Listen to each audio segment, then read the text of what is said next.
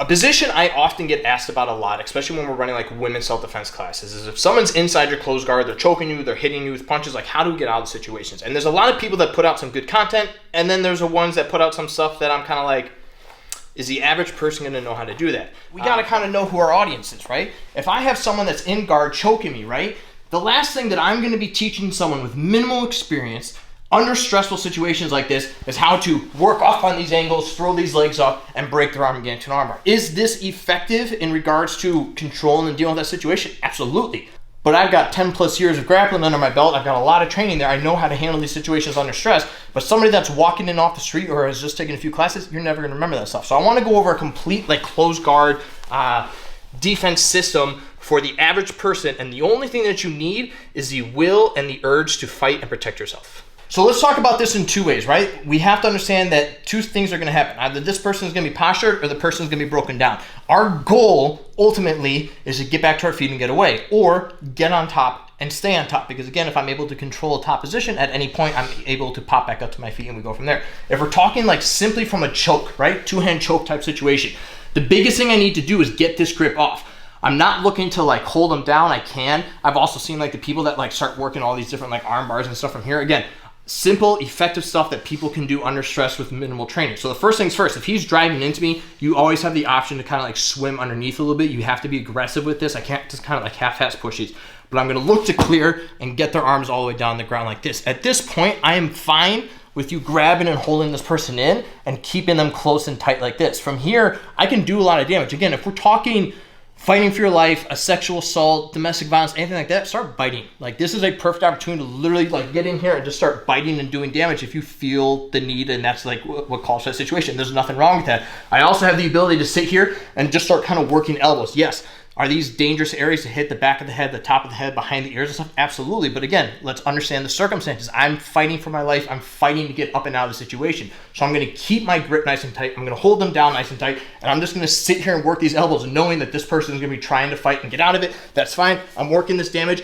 If I feel like they're starting to posture up, then I'm going to help them get my feet into position, and now from here, I can start kicking, and I use that as my opportunity to pop back up to my feet. So that's one option. Now you do have options, obviously applying chokes and stuff like that, once again, requires a lot of experience. Yes, t-shirt chokes, material chokes are always gonna be available, but I can also use shirts in other manners. I can push their face away and use this as actually a manner to start kind of like stuffing their face and working back up to my feet. So for instance, if I'm here, I'm doing all these elbows, he's starting to like progress, get hands on with me, I can start kind of like, again, he's wearing a hood. I'm gonna stuff the hood to the side. I'm gonna start kind of posting up on my arm as he continues to drive back into me. I'm gonna use this as a frame to work back up to my feet, to where now I can literally just field goal kick him. I can slam his head a couple times. I can throw some strikes if I need to, and I can get the hell out of there. If they weren't wearing the hood, I can do the exact same type of thing, just with my hand, right? If I feel him, you know, if I'm holding him down and doing these strikes, I can start just stiff arming his head. And again, as he starts driving into me, I'm just pushing his head away, and I use this as an opportunity to pop back up. Again, throw some kicks,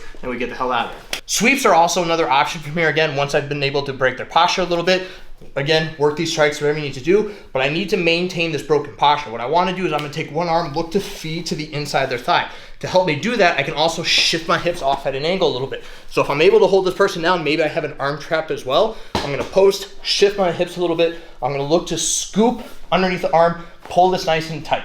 I'm now going to use this opposite leg to kind of build some momentum a little bit. And as I get that momentum going, I'm going to start lifting up this leg at the same time and start looking and turning away with the idea of rolling him, coming up into mount. And now again, I've maintained top position. I'm in a point where I can control this position from here. I can now get up and apply some damage if I need to, or again, I can pop back up to my feet and get out of there. So those are just a few options once I've already kind of like broken the posture. Again, you have more based off some of your experience. The more you grapple and train, obviously the more sweeps I'm gonna be able to hit. Obviously I can start working some of the submissions. But again, if we're talking to this average person, I'm either gonna sit here and just do whatever damage I need to do, bite their ears off, slam on their head, pull their hair, beat the shit out of them, whatever I need to do to survive. If they start posturing, or let's say that they still have this choke and for whatever reason this isn't working, I can use my knees at this point. Again, start creating space. Our other objective is if we can't sweep them, we're gonna start making space and get to our feet. At this point, I can lock down on their arms. Again, I'm not gonna sit here and try and keel. Let's be honest, if they're putting a lot of pressure in this, I don't have time to try and pry fingers. But if I control and isolate those arms, I can now release my feet, bring my knees in, and I'm actually gonna push back with my knees. At this point, now I can get my feet involved. Once again, I can start kicking, I can start throwing kicks to the face, to the thighs.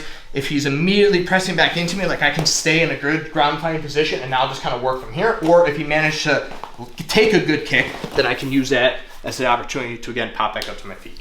If I don't want to bring my knees in right away, or let's say maybe I clear the arms here and I just grab the head, I can also open up my guard. I can post on their arm. I can shrink my hips away, and I'm going to post that opposite foot on the hip nice and firm so that if he does try to push back into me, I have a good frame here. At this point, again, I'm going to drive that foot away. I'm going to bring this other knee involved. Yes, there's a very good chance I'm going to pop him right underneath the chin right there, nice and good. Post on that foot, and once again, I can start kicking, get into a good ground fight position, and once again, we work that space and we get back to our feet. So at the end of the day, when it comes to self-defense and like techniques for self-defense in general, it should be simple. It should not require years of experience to do certain techniques. It'll take years of like solid training to be able to defend yourself properly without having to think about it, without having to deal with the fight or flight response type thing. Like that's where the real training comes into play. Learn how to use normal human reactions. Our normal reactions are to get away. So if we're able to pull our knees in and then I can kick it back and I can start kicking, I can make space, I can get back to my feet, that's what we should be focused on from our training. Anyone that trains past that, then we can start kind of adding in some of the more advanced stuff or fancy stuff as I'll call it for some days. But that's just a simple approach to dealing with someone choking you in guard. So let us know what you think. Stay safe. We'll see you next time.